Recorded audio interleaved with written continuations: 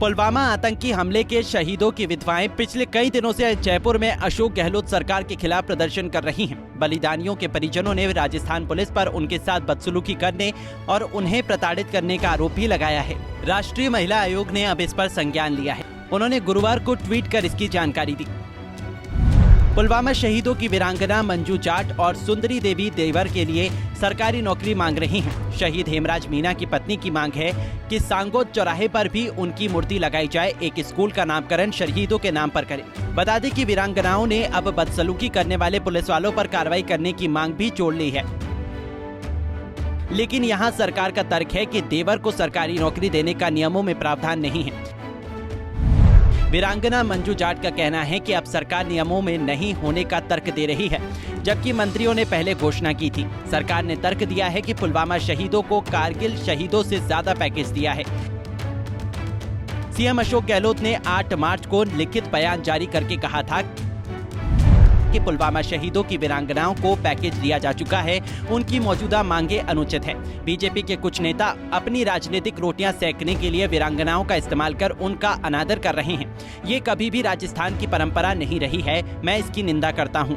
इसके अलावा गहलोत ने कहा कि शहीद हेमराज मीणा की पत्नी उनकी तीसरी मूर्ति एक चौराहे पर स्थापित करवाना चाहती हैं। पहले शहीद की 2 मूर्तियां राजकीय कॉलेज सांगौद के ग्राउंड और उनके पैतृक गांव विनोद कला स्थित पार्क में लगाई जा चुकी है। ऐसी मांग अन्य शहीद परिवारों को देखते हुए उचित नहीं है।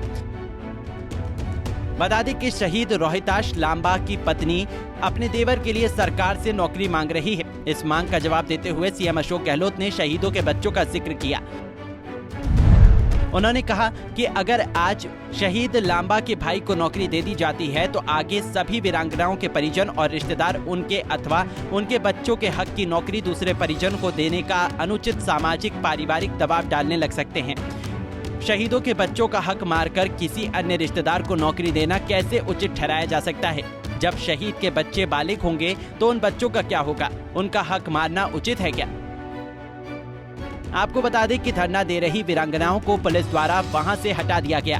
पुलिस ने देर रात 3 बजे वीरांगनाओं को धरने से हटाया, जिसके बाद अब लग रहे आरोपों पर पुलिस ने भी अपना बयान जारी किया है। पुलिस का दावा है कि वीरांगनाओं की तबीयत खराब हो रही थी, ऐसे में उन्हें धरने से हटाकर अस्पताल में भर्ती करवाया गया है। जयपुर में सचिन पायलट के बंगले के बाहर धरने पर बैठी 3 वीरांगनाओं ने गुरुवार को अनूठा प्रदर्शन किया। तीनों वीरांगनाओं ने मुंह में खास लेकर सीएम हाउस कूच करने का प्रयास किया, लेकिन पुलिस ने उन्हें बीच में ही रोक दिया। वीरांगनाओं के साथ बीजेपी के राज्यसभा सांसद किरोड़ी लाल मीणा भी शामिल थे। इसके बाद बीजेपी सांसद किरोड़ी लाल मीणा ने राजस्थान सरकार पर वीरांगनाओं की आवाज दबाने का आरोप लगाया था।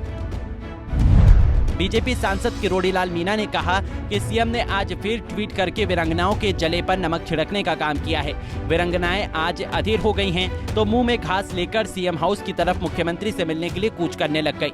हम नहीं चाहते कि आंदोलन हिंसक हो। तीनों वीरांगनाओं ने मुंह में दूब लेकर जमीन पर दंडवत होकर याचना की है कि मुख्यमंत्री हमारी बात सुनिए। सांसद ने सीएम पर निशाना साधते हुए कहा कि बड़ा से बड़ा राक्षस भी इतनी याचना के साथ पिघल जाता है। दंडवत प्रणाम करके प्रार्थना कर दी। अब देखना है कि सीएम पिघल कर दया भाव दिखाते हैं या नहीं। जब तक सीएम नहीं सुनेंगे तब तक यहीं बैठे रहेंगे। मर जाएंगे मिट जाएंगे, लेकिन इस जगह से नहीं हटेंगे। बता दें कि जयपुर में धरना दे रही वीरांगनाओं को पुलिस ने देर रात 3 बजे जबरन उठा दिया था और वीरांगनाओं को उनके घरों तक अलग अलग एम्बुलेंस में भेजा गया था। वहीं उनके परिजनों समेत 8 लोगों को भी गिरफ्तार कर लिया गया है। राजस्थान पुलिस ने बीजेपी सांसद किरोड़ी लाल मीणा के समर्थकों को गिरफ्तार कर लिया है।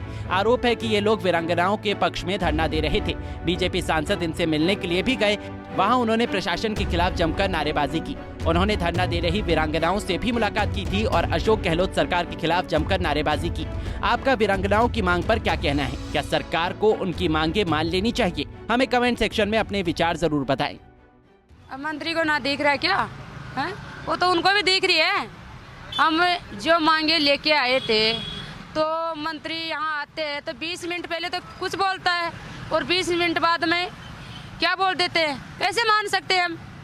बिल्कुल भी नहीं मान सकते कि हम बोलते हैं ना तो पीछे नहीं हटते हैं। मंत्री ऐसे खेलते हैं और 20 मिनट बाद में ही घोषणा करके पीछे हटते हैं, तो हम नहीं मान सकते।